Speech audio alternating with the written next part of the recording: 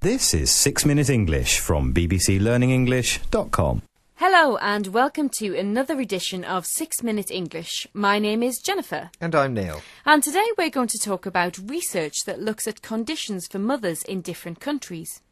I've heard that in Brazil they say that to be a mother is to suffer in paradise.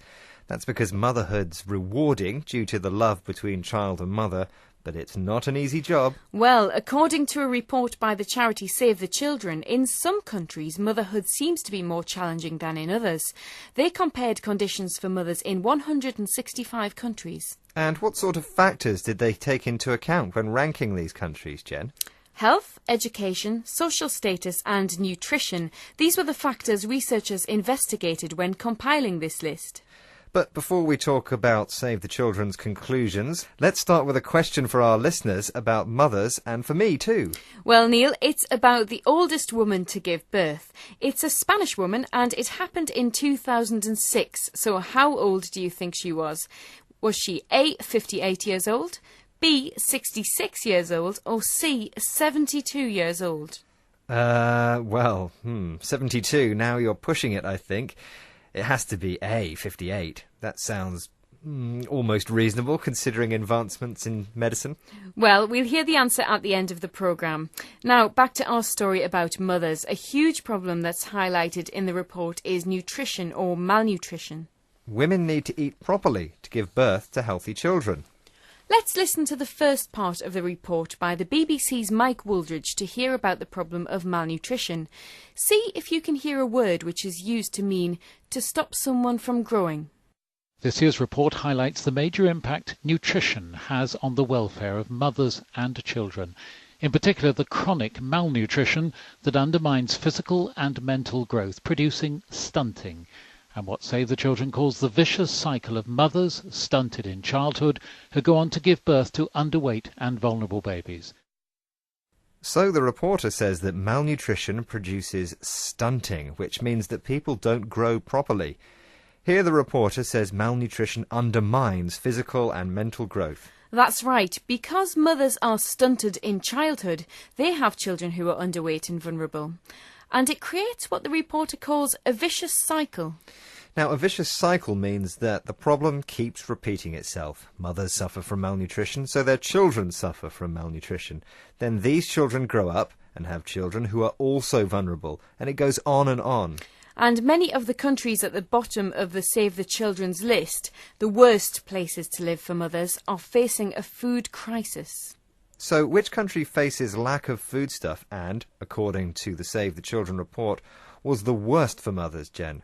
The next part of the report tells us which country is at the bottom of the index and also which one has moved up one position. See if you can hear what has happened to it.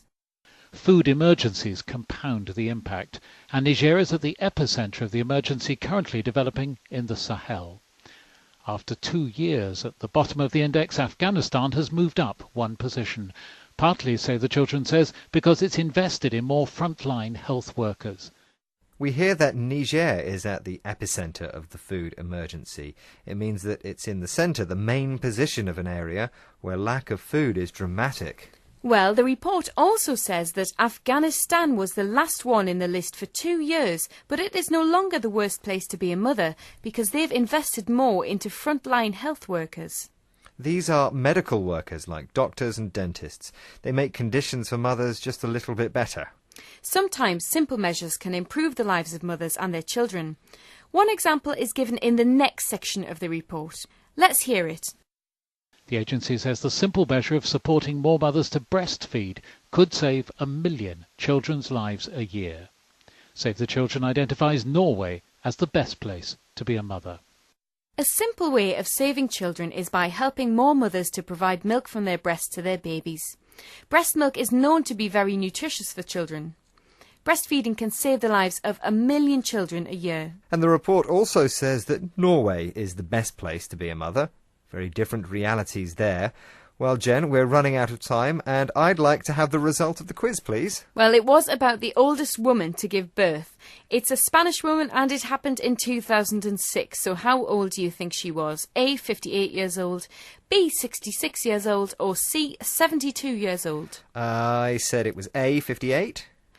You were actually wrong. It's B, 66 years old, and the oldest mother, according to the Guinness Book of World Records, is Maria del Carmen Busada Lara, who gave birth by caesarean section to twin boys aged 66 years, 358 days at the Sant Pau Hospital, Barcelona, Spain. That was on the 29th of December 2006, and Maria received IVF treatment in America. Well, you get some right and you get some wrong, and I got that wrong. So, before we finish, let's hear some of the words from today's programme one more time. To undermine. To stunt. A vicious cycle. A food crisis. To be at the epicentre of something. A frontline health worker. To breastfeed. That's all from us.